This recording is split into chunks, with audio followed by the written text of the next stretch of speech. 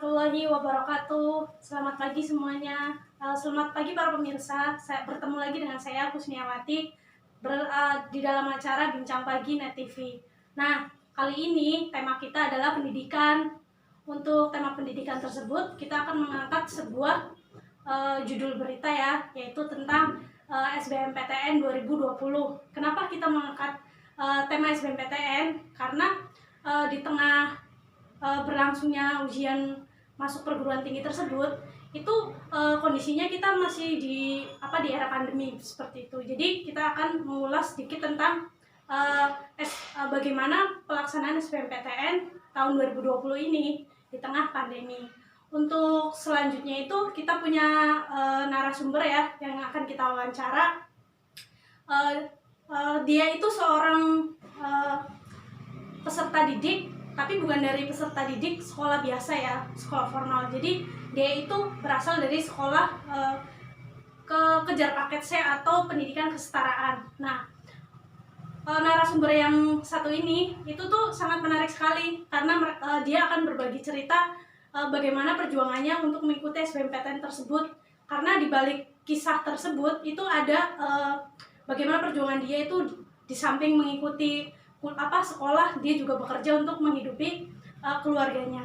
Ya, tidak berpanjang lebar lagi, bersama saya di Bincang Pagi Net TV pada hari Senin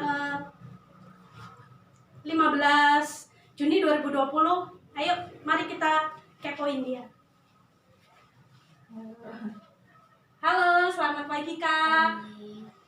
Terima kasih ya atas waktunya sudah bergabung dengan kita. Sebelumnya boleh dikenalkan nama dan perkenalkan diri supaya lebih tahu. Nama saya Dina, umur saya 22 tahun. Saat ini saya tinggal di Jakarta Pusat, daerah Petamburan, dan kegiatan saya saat ini bekerja dan baru lulus paket C. Wah, menarik sekali ya gitu. Sebelumnya boleh nanya Kak, untuk pendidikan itu menurut Kakak seperti apa sih untuk diri Kakak sendiri? Pendidikan itu sebenarnya salah satu cara atau salah satu proses jalan kita untuk bisa mengembangkan diri dan pribadi yang lebih baik lagi. Gitu menurut saya. Untuk ini kan Kakak ada rencana mengikuti SBMPTN ya Kak ya? Ya. Persiapannya seperti apa Kak? Persiapannya mulai tanggal 2 Juni kemarin juga sudah mulai dibuka pendaftarannya untuk siswa yang akan melanjutkan ke pendidikan tinggi melalui portal SBMPT, melalui websitenya, dan saya juga sudah menjalani proses pendaftaran tersebut dan sudah menentukan pilihan jurusan yang akan saya minati nantinya. Saat ini berarti sambil menunggu tanggal tesnya tersebut, saya saat ini menjalani proses pembelajarannya juga sambil ya tetap melaksanakan kegiatan saya. Wah, menarik sekali ya. Ayo kita tanya lagi yang banyak ya. Terus kalau boleh diceritakan bagaimana awalnya Kakak untuk memutuskan ikut SBMPTN gitu? Ya, awalnya sebenarnya saya kan mengikuti kejar paket C karena sempat putus sekolah. Kemudian saya melanjutkan pendidikan lagi karena merasa bahwa saya masih mampu untuk belajar lagi ke tingkat selanjutnya. Jadi saya putuskan untuk mengejar paket C, kemudian sudah menjalani paket C selama 3 tahun. Kemudian setelah lulus ini saya merasa bahwa sepertinya saya perlu mengembangkan diri lagi ke tingkat selanjutnya. Jadi saya putuskan jika nanti kemampuan saya mampu, saya akan meneruskan ke pendidikan tinggi lagi. Oh begitu. Jadi kalau boleh tahu nih Kakak kan kejar paket C nih, di mana sih Kak gitu? Terus bagaimana sih sistem pembelajaran di paket C gitu ya? Jadi tuh kita semua para pemirsa juga ingin tahu ya, mengapa kebanyakan kan sekarang apa sih tuh kejar paket C gitu kan?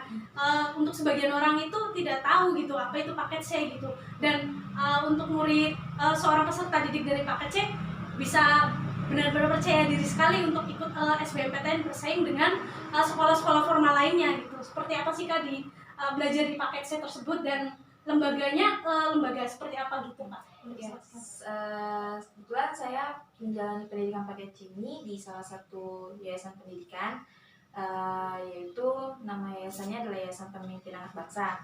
Nah, ini adalah suatu yayasan yang bergerak di bidang pendidikan atau sekolah non formal untuk keluarga prasejahtera atau anak-anak yang sempat putus sekolah seperti yang saya alami dan teman-teman lainnya.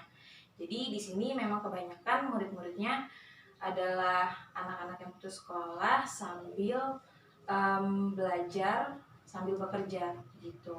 Jadi mereka kebanyakan karena memang kondisi, jadi mereka menjalankan belajar sambil bekerja juga.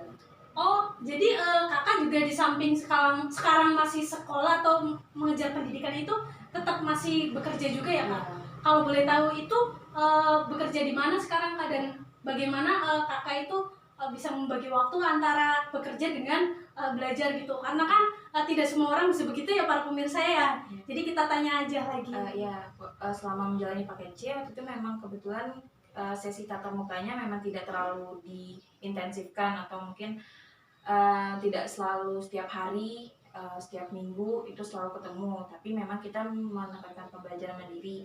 Nah, jadi ada sesi tatap mukanya itu hanya di setiap weekend gitu, jadi hanya ketemu 2 kali pertemuan atau 2 hari gitu. Jadi para siswanya pun juga bisa menyeimbangkan antara waktu belajarnya dan waktu bekerjanya. Ya, terima kasih. Untuk bekerja sekarang itu di mana Kak? Sekarang saya bekerja di suatu sebagai ini customer service di Lumbung Bumi. Jadi suatu toko ini sih, toko platform e-commerce. Jadi customer service. Menarik sekali.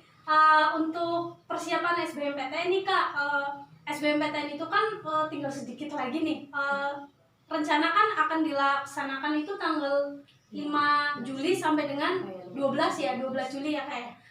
Untuk persiapan yang sudah kakak jalani sekarang itu sudah berapa persen gitu? Berapa persen siapnya? Sebenarnya kalau dibandingkan dengan para murid lain, mungkin kalau misalnya untuk waktu ya, karena dibarengi dengan bekerja juga mungkin nggak sepenuhnya dengan anak-anak lain, tapi setidaknya saya menyempatkan diri sih, mungkin kayak sebelum tidur mungkin latihan-latihan sedikit-sedikit soal kayak gitu.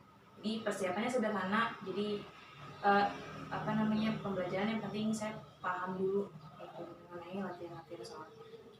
Wah, menarik sekali. Untuk jurusan yang akan kakak ambil itu seperti apa ya Kak gitu? Karena kan kita ingin tahu nih gitu kan. Dari kejar paket C, perjuangannya sambil bekerja itu kan tidak mudah ya. Tidak semua orang itu bisa seperti itu pemirsa. Jadi cita-citanya apa sih gitu? Tujuan ingin melanjutkan pendidikan itu pengen jadi apa sih gitu? Mari kita tanya. Saat ini saya sedang mencoba untuk mengambil SBMPTN itu di jurusan arsitektur. Wah. Yang mudah-mudahan keterima. Amin. Arsitektur ya, wah keren sekali ya pemirsa, kita doakan semoga bisa diterima seperti itu, amin. Nah, setelah lulus dari paket C itu kakak ada rencana lain atau tidak, seperti apa maksudnya, selain ikut SBMPTN itu kita kan untuk SBMPTN ada ujian-ujian lain gitu, apa kakak ikut juga atau hanya SBMPTN saja Kak? Untuk saat ini masih fokus ke SBMPTN sih, jadi masih belum, untuk alternatifnya mungkin nanti ke depan akan dilihat lagi sih. Oke, seperti itu. Terus untuk pekerjaan sendiri itu kakak kan sambil bekerja nih, dari pekerjaan itu tuh ada kesulitan nggak sih Kak gitu ya, untuk membagi waktunya antara kerja dengan belajar, karena kan kayaknya itu susah sekali ya kalau untuk orang-orang yang biasa saja gitu. Kalau misalnya untuk kesulitan sendiri pasti ada tantangannya, seperti yaitu masalah waktu, mengatur waktu, terus karena kondisinya juga lagi pandemi gini kan, kebetulan di usaha yang tempat saya bekerja ini juga tingkat pekerjaannya, penjualannya itu juga meningkat gitu kemarin. Jadi kayak sempat agak kewalahan gitu, sampai mengatur waktunya juga mungkin jadi lebih sedikit ke belajarnya, tapi tetap diseimbangkan lah kalau bisa. Alasan kakak itu bekerja itu seperti apa ya kak? Kenapa kakak itu bekerja gitu?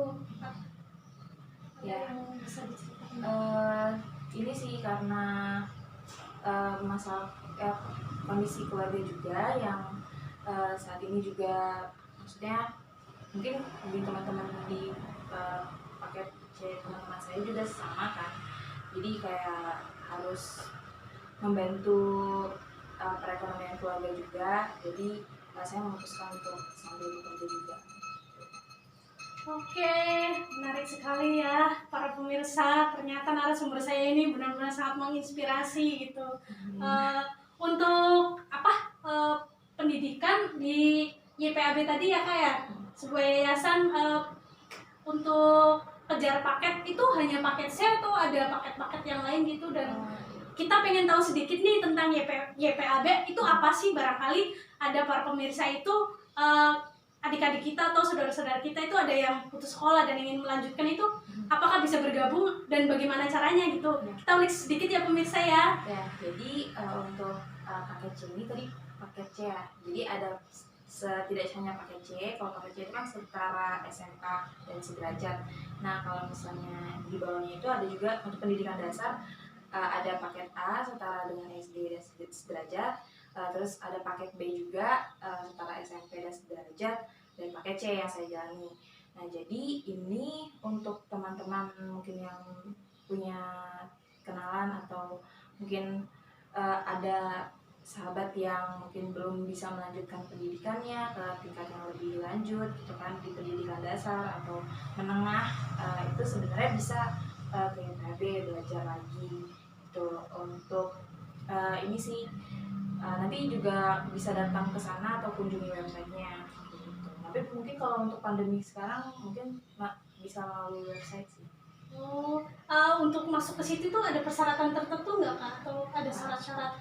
Ya, dari rata-rata sih karena ini kondisinya untuk gimana ya kalau misalnya menjelaskannya.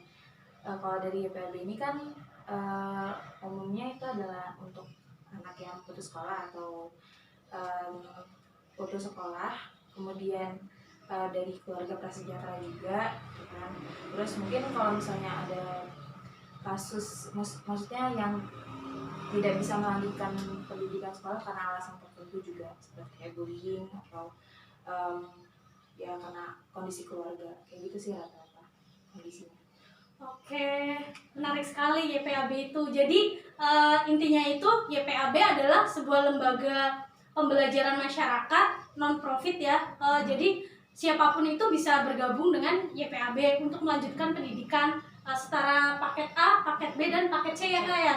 Oke, jadi bagi teman-teman barangkali masih ada yang ingin melanjutkan pendidikan seperti itu tuh bisa langsung bergabung dengan YPAB ya. Ya kak ya. Karena yang saya tahu sih infonya YPAB itu alumni-alumninya sudah banyak yang berkuliah ya kak ya.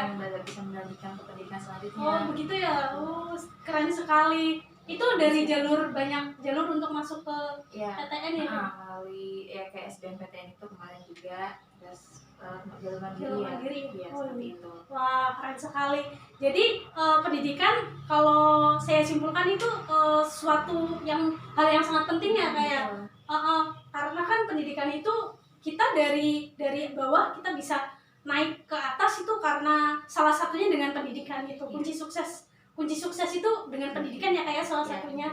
Oke, untuk harapan-harapan kakak seperti apa kak untuk SBMPTN ini? Karena SBMPTN tahun ini itu di era pandemi ya para pemirsa, seperti yang kita ketahui pandemi itu masih terjadi di Indonesia, di berbagai wilayah di Indonesia seperti itu. Nah rencananya itu kan SBMPTN akan dilaksanakan online ya kak. Iya. Terus seperti itu terus berubah lagi menjadi tes tertulis, maksudnya tes UTBK ya. UTBK secara langsung. Secara langsung itu menurut kakak itu seperti apa sih? Karena kan kita sedang melakukan PSBB ya, para pemirsa, PSBB, dan kita harus melakukan social distancing juga. Namun untuk ujian SBMPTN tahun ini itu dilaksanakan secara langsung seperti itu. Menurut kakak itu gimana sih? Menurut saya mungkin salah satunya bisa lebih efektif juga, karena mungkin kalau misalnya secara online mungkin eh, nggak semua bisa mengakses gitu. Terus kalau misalnya ini karena kondisinya masih PSBB, jadi ada prosedur juga sih memang ketika kita nanti datang ke sana, seperti menggunakan atribut seperti masker dan tetap menjaga jarak gitu kan. Dan disarankan itu kemarin waktu mendaftarkan SBMPTN itu disarankan memilih pusat UTBK yang tidak jauh dari lokasi tempat tinggal kita gitu. Jadi kita tidak terlalu jauh gitu, maksudnya kontaknya itu bisa lebih dekat gitu kan, lebih aman gitu. Lebih aman. Untuk kakak sendiri itu berpengaruh nggak sih dengan adanya sedang pandemi, terus ujian SBMPTN ya kayak, terus kita harus social distancing